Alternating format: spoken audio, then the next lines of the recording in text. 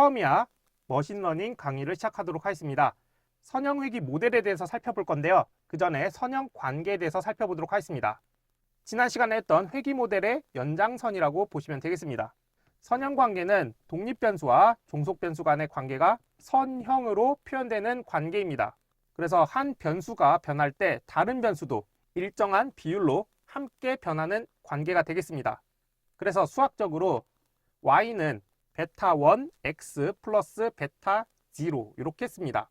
앞에서 1차 함수를 나타낼 때 y는 ax 플러스 b라고 썼는데 이거는 일반적인 수학에서의 표기법이고 머신러닝에서 선형관계를 나타낼 때는 요 베타 대신에 베타 1을 그리고 요 절편을 나타내는 b 대신에 베타 0를 사용합니다. 그러면 그때 공부했던 것과 표현만 달라졌지 내용은 똑같습니다. a가 기울기였죠. 그러면 베타 1도 마찬가지로 기울기가 됩니다. 그리고 b라는 것도 베타 제로로 바뀌었죠. 그러면 베타 제로는 절편이라고 보시면 되겠습니다. 그리고 xy는 그대로니까 그때 1차 함수 다뤘을 때 그 내용 그대로 기억하시면 되겠습니다. x는 독립변수고 y는 종속변수가 되겠습니다. 그래서 선형관계를 나타내면 여기 지금 파란색 동그라미로 되어 있는 게 실제 데이터예요. 이 데이터를 학습시켰을 때 이 데이터랑 이 회귀식과 이 차이가 오차라고 했죠. 이 오차의 합이 최소화되는 직선 하나를 찾아냅니다. 이게 회귀 모델이 되는 거예요. 그래서 이 식도 결국은 y는 베타 1 x 플러스 베타 0 형태로 표현이 되고요. 그러면 컴퓨터 입장에서는 베타 1과 베타 0 값을 구하면 선형 회귀 모델에 필요한 값을 찾아냈다고 볼 수가 있습니다. 다음으로 오차에 대해서 살펴보도록 하겠습니다. 오차는 실제 데이터 값에서 모델이 제시한 예측 값의 차이를 나타내는 거예요. 그래서 수식이 조금 어렵게 느껴질 수도 있는데요. 2는 y-y 해트입니다. 예측할 때는 요 위에 모자 형태 해트라고 읽어요. 이 해트를 씌워줍니다. 그러면 실제 그래프가 있을 때 이 데이터랑 이때 이 특정 x값이 있을 거예요. 이 x값으로부터 도출된 이 값, 그러니까 y는 베타 1 x 플러스 베타 0, 요 선과 만나는 이 점, 이 두 점의 차이를 오차라고 하는 거죠. 정확히는 실제 값에서 예측값을, 예측값이라는 건 이 선에 있는 이 값을 예측값이라고 하는 거예요. 이 예측값을 빼준 게 오차입니다. 네, 그래서 그래프로 다시 살펴보면 지금 이 빨간색 선이 y는 베타 1x 플러스 베타 0예요. 그리고 여기에서 파란색 점이 실제 데이터인 거죠. 예를 들어서 여기 x값이 마이너스 1이라고 해볼게요. 마이너스 1보다 조금 오른쪽에 있긴 한데 마이너스 1이라고 해보면 이 데이터를 임의의 값을 줄게요. x가 마이너스 1이고 y는 한 2 정도 되는 값이에요. 그러면 요 x가 마이너스 1일 때 닿는 요 점이 예측값인 거죠. 이때 예측값의 x값은 마이너스 1이죠. 근데 y값은 마이너스 1 정도 되는 것 같아요. 이때 x가 마이너스 1이고 y가 2인 거, 요게 실제 값이고 x가 마이너스 1이고 y가 마이너스 1인 거, 요게 예측값입니다. 그러면 오차는 y 빼기 y 해트죠. 그러면 2 빼기 마이너스 1이 됩니다. 그래서 3이라는 값이 나오게 되는 거예요. 그래서 요 차이가 3인 거죠. 조금 수학적으로 가서 어려울 수 있겠는데 이 식에서 이 점들이 여러 개예요. 그래서 모든 식에다가 이렇게 쓰게 되면 이 점을 얘기하는 건지 이 점을 얘기하는 건지 몰라요. 그러면 요 첫 번째 점은 첫 번째 점이라고 표현을 해주고 그 다음에 요 두 번째는 두 번째 점이라고 표현해주고 싶은 거예요. 그럼 어떻게 하느냐? 여기 밑에 아래첨자를 써줍니다. 그러면 요 첫 번째 실제 y 값은 y 첫 번째 값이 되는 거예요. 여기는 y 두 번째, 여기는 y 세 번째, 여기는 y 네 번째, 요거는 다섯 번째라고 하면 y 다섯 번째, 그러면은 여기는 y 여섯 번째, 여기는 y 일곱 번째, 그리고 우리가 아까 계산했던 걸 y 여덟 번째라고 할게요. 그러면 x 여덟 번째, y 여덟 번째 값과 x 여덟 번째 값과 x 여덟 번째 값일 때의 예측값, 이렇게 되는 거죠. 그러면 이 8은 y8 빼기 y8의 해트가 되는 거예요. 그래서 2 빼기 마이너스 1은 3이다. 이렇게 표현할 수 있는 거죠. 그러니까 표현식이 다 똑같은데 그냥 여덟 번째라는 걸 표현하기 위해서 여기 아래첨자에다가 8이라고 표시했다. 요거를 기억해 두시면 이제 뒤에서 나올 최소 제곱법을 이해하는 데 도움이 되십니다. 그 다음에 최소 제곱법인데요. 최소 제곱법이라는 거는 오차를 제곱한 값이 가장 작아지도록 개수를 결정하는 방법이 되겠습니다. 그래서 수학적 표현은 오차의 제곱을 싹 다 더해요. 자, 그러면 방금 전 장표로 다시 돌아가도록 하겠습니다. 자, 요거 좀 지울게요. 자, 여기에서 요 점을 아까 여덟 번째였으니까 이렇게 쓸게요. x8, y8 헥트. 왜냐면 요거는 회기식 위에 있으니까 예측값이죠. 그리고 요 위의 값은 x8, y8 이렇게 쓸 수 있어요. 그러면 요 오차는 2의 8이죠. 그래서 y8 마이너스 y8의 해트가 되는데 이런 식으로 각각 2원, 2투 이렇게 다 계산을 할 수 있어요. 그러면 2원 플러스 2투 플러스 이렇게 쓰면은 지금 점이 몇 개죠? 하나, 둘, 셋, 넷, 다섯, 여섯, 일곱, 여덟, 아홉, 열, 열하나, 열둘, 열셋, 열넷, 열다섯, 열여, 열일곱, 열여덟, 열아홉, 뭐 19개 정도 있는 것 같아요. 그러면 이렇게 쓰면은 너무 번거롭죠. 그래서 수학적으로 어떻게 표현하느냐? 지금 여기 1부터 19까지 반복되잖아요. 그러면 얘를 특정 변수로 묶어줍니다. 그리고 시그마 i는 1부터 19 이렇게 하면은 i는 1일 때, i는 2일 때, i는 3일 때부터 이제 i는 19일 때까지 다 더해줘라 라는 뜻이 됩니다. 그리고 이 회귀 모델에서 만약에 이 오차들을 다 더하면 어떻게 되느냐? 0이 됩니다. 그렇기 때문에 이렇게 하면은 오차가 잘 반영이 안 돼요.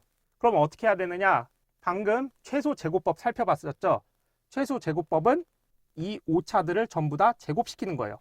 그러니까 요 값의 제곱 플러스 요 값의 제곱 플러스 요 값의 제곱 플러스 여기 오차의 제곱 플러스 여기 오차의 제곱 플러스 여기 오차의 제곱 플러스 여기 오차의 제곱 이런 식으로 계산을 해주면은 이제 오차들의 제곱이 나오는데 그 값을 최소한으로 시키는 이 회귀식을 만들어내면 됩니다.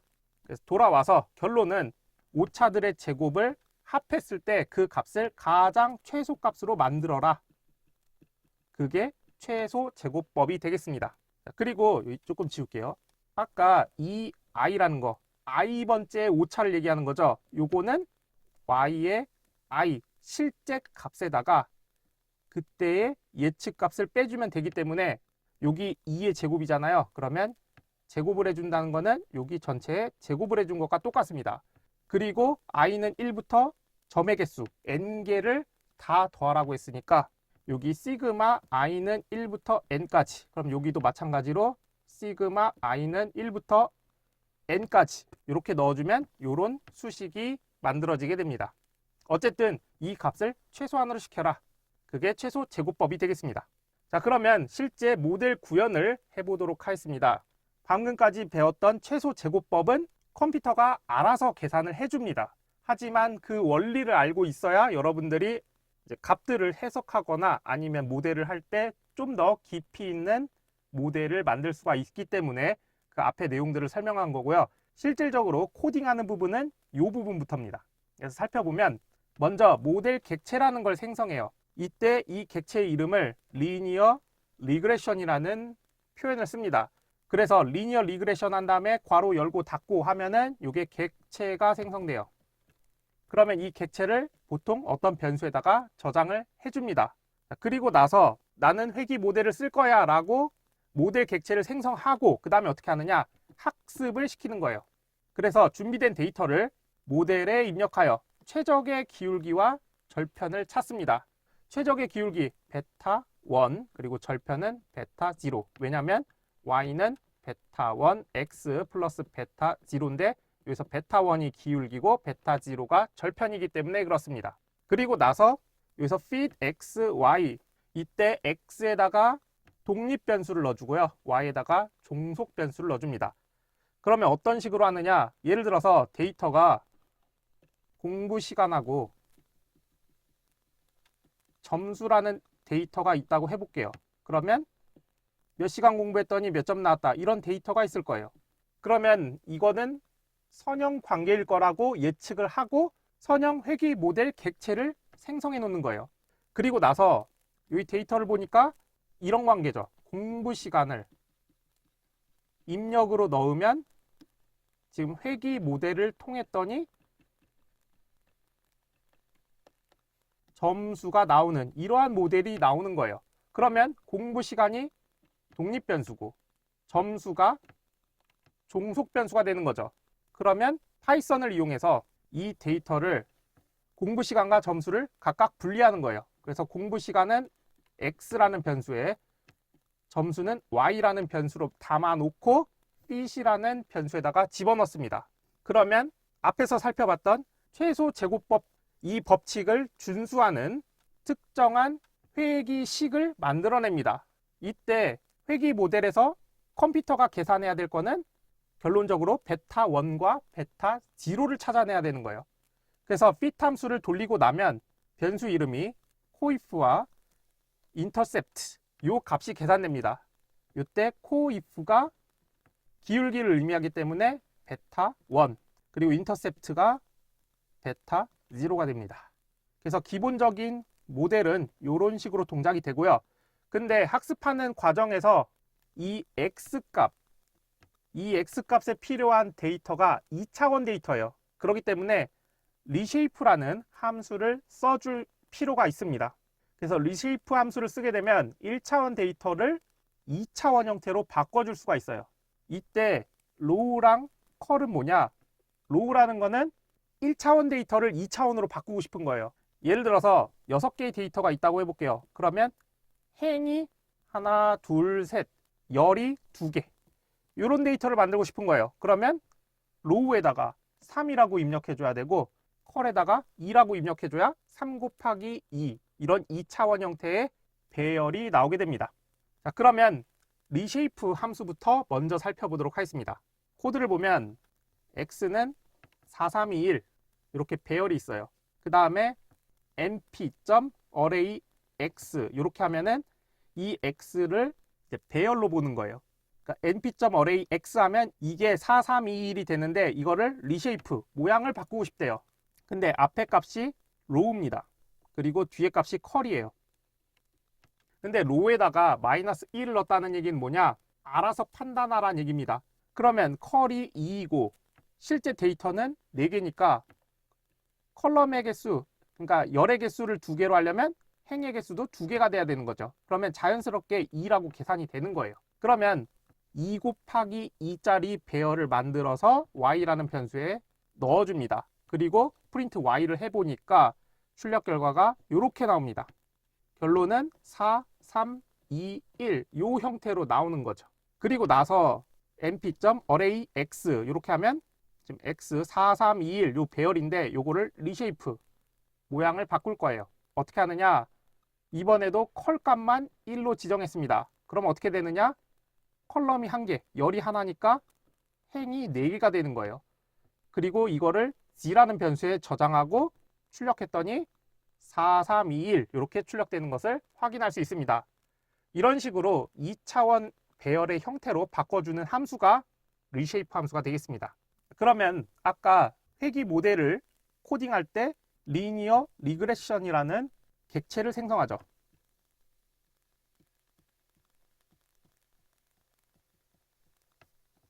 그 다음에 어떻게 했어요? fit이라는 함수에다가 독립변수랑 종속변수를 넣어줬어요. 그러면은 실제 데이터가 이렇게 들어가는 거예요. 그러면 하나의 베타 1 x 플러스 베타 0라는 회귀식이 나오게 되는 거예요. 이 상태에서 마지막에 프리딕트를 해줍니다. 이거는 예측을 하는 거예요. 이게 무슨 소리냐? 아까 공부 시간과 점수라는 관계에 대해서 fit 함수를 통해서 회귀 모델을 만들었어요. 근데 이 모델이 잘 만들어졌는지를 확인하기 위해서 프리딕트, 예측을 해봅니다. 예를 들어서 여기 공부 시간과 점수가 뭐 y는 5x 플러스 10이라는 값이 나왔다고 해볼게요. 그러면 이 상태에서 예측 값에 x, 그러니까 공부 시간이 2시간, 3시간 이런 데이터가 있는 거예요. 그러면 요거를 실제 넣어보는 거예요. 그럼 x에다가 2 넣으면은 2 곱하기 5 더하기 10이니까 이때 예측값 y, 헷갈리지 않게 해트로 쓸게요. y 해트 값은 10 더하기 10 해서 20이 되는 거예요. 3을 집어넣으면 5, 3은 15, 거기다 10을 더하니까 25가 되는 거예요. 이런 식으로 예측값을 찾아낼 수가 있습니다. 자, 그러면 지금까지 살펴봤던 거를 코드를 통해서 구현해 보도록 하겠습니다. 자, 먼저 회귀 분석 모델을 사용하기 위해서 리니어 리그레션이라는 객체를 임포트 가지고 옵니다. 이렇게 해야 밑에서 이렇게 객체를 사용할 수가 있는 거예요. 그래서 요 첫 줄, 두 줄은 그냥 외워서 쓴다고 생각하시면 되겠습니다. 그리고 여기에 추가해서 판다스 그 라이브러리까지는 그냥 계속 사용한다고 생각하시면 되겠습니다. 그 다음에 데이터를 만들 거예요. 스터디 아워랑 테스트 스코어. 여기서 스터디 아워가 공부 시간이니까 독립변수, 테스트 스코어는 시험 점수니까 종속변수라고 둘게요. 이 상황에서 회귀 모델에서는 독립변수를 반드시 2차원 배열 형태로 만들어야 됩니다. 그러기 위해서는 np.array 한 다음에 study hours 이렇게 하면은 배열 형태인데 여기서 reshape 모양을 바꿔줘요. 어떻게? 컬럼이 그러니까 열의 개수가 1인. 그래서 여러분들이 앞으로 모델링을 할 때 reshape 함수를 쓰면 대부분 -1,1을 쓸 거예요. 왜냐하면 2차원 배열을 만들 때 보통 열의 개수를 1개로 세팅을 해줘야 되기 때문에 그렇습니다. 그래서 이것도 기억을 해두시고요. 그래서 독립변수를 2차원 배열로 바꿔서 x라는 변수에 저장했어요. 그리고 y도 배열 형태로 저장합니다. 그리고 모델 객체를 생성해서 그 객체를 모델이라는 변수에다가 저장했어요. 그리고 나서 모델.fit 한 다음에 지금 x, y를 집어넣습니다. 그렇게 하면 어떻게 되느냐? 지금 데이터가 4개가 있었어요. 어떻게 4개죠? 하나, 둘, 셋, 넷. 이렇게 4개 데이터가 있는데 이 4개 데이터에 대해서 fit을 하는 순간 회귀식이 하나 나오게 됩니다. 그럼 회귀식은 y는 베타 1 x 플러스 베타 0가 되는데 이때 베타 1 값과 베타 0 값을 알고 싶은 거예요. 베타 1을 알고 싶다라고 하면 이 값이 코이프라는 속성에 있고요. 그 다음에 베타 0는 인터셉트라는 속성에 있습니다. 그래서 지금 모델을 학습시키고 나서 출력을 할 거예요. 뭐를 출력하느냐? 모델.conf 언더바 0. 이게 뭐냐면 코if라는 게 배열 형태로 돼 있어요. 그래서 지금은 단순회귀 분석이기 때문에 베타 1만 있지만 나중에 y는 베타 2 x 제곱 플러스 베타 1 x 플러스 베타 0 이런 형태로 나오게 됩니다. 그랬을 때 요 베타 1이 코이프 0번지에 들어가요. 그리고 이런 게 뭐 코이프 1번지 이런 식으로 들어갑니다. 그리고 이거를 소수점 2자리로 출력해라. 그리고 절편도 소수점 2자리까지 출력해라. 근데 바깥에 표현식을 보니까 y는 이렇게 나와야 되고 그 다음에 기울기가 나와야 돼요. 기울기 5.00 그 다음에 x가 출력이 되고 여기 플러스 출력이 되고 그 다음에 절편 10.00 이렇게 출력되는 거예요. 그 다음에 예측을 할 거예요. 모델.predict 한 다음에 요 x는 아까 독립변수 요 x를 집어넣어 줍니다. 이 x라는 게 결국은 1, 4, 잘 안 보이네요. 1, 4, 2, 3. 1, 4, 2, 3을 여기다 넣어주는 거예요. 그러면 x에 1을 넣었을 때 특정 y 값이 나오겠죠. 그리고 4를 넣었을 때 마찬가지로 예측 값이 나오겠죠. 그런 식으로 예측 값을 하나 넣어 보니까 어떻게 나왔느냐. 그리고 마지막에 form은 있는데 i는 0부터 study hours. 지금 데이터가 4개 있죠. 그러니까 range 0,4니까 0, 1, 2, 3. 이 값이 되는 거예요. 그러면 i에다가 0을 집어넣었을 때, 1을 집어넣었을 때, 2를 집어넣었을 때, 3을 집어넣었을 때 반복을 하게 됩니다. 자, 그 다음에 프린트를 하게 되면 자, x는 한 다음에 study hour의 0번지.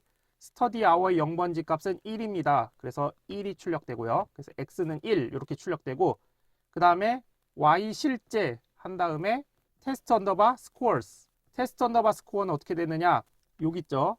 실제 값에 지금 i가 0이니까 0번지 값인 16이 출력됩니다. 그 다음에 predictions i. 지금 i가 0이었죠. 그러면 predictions 0번지 값을 소수점 한 자리로 출력해라. 그래서 아까 이 회기식 x에다가 1을 집어넣었더니 prediction 0, 15가 나온 거예요. 그리고 이렇게 반복을 쭉 하게 되면 이런 결과가 나오게 됩니다. 한마디로 아까 예측 수행할 때 모델.predict predict 한 다음에 이 값을 prediction에 넣게 되면 이 prediction 값이 나오게 되는 거예요. 그래서 이걸 통해서 실제 x, y 값과 예측한 y hat 값을 알아볼 수가 있었죠. 그 다음에 지금 방금 예제를 통해서 나왔던 게 개수들이 있었어요. 즉 베타 1과 베타 0가 있었는데 요거를 잘 해석해야 돼요. 요거는 계속 언급을 했던 건데 기울기가 결국은 베타 1이었죠. 베타 1이라는 거는 독립변수가 1 변할 때 종속변수가 얼마나 변하는지를 보여주는 변화율이 되겠습니다. 그 다음에 절편이라는 거는 독립변수가 0일 때 종속변수의 예상값. 그래서 기울기 절편 그 개념을 알고 계시면 좋겠습니다. 그러면은 y는 베타 1 x 플러스 베타 0일 때 그 베타 1 값이 커지면 커질수록 기울기가 가파라지게 됩니다. 이렇게 해서 선형 회귀 모델에 대해서 살펴봤습니다. 내용이 많아서 남은 내용들은 다음 시간에 이어서 진행하도록 하겠습니다. 감사합니다.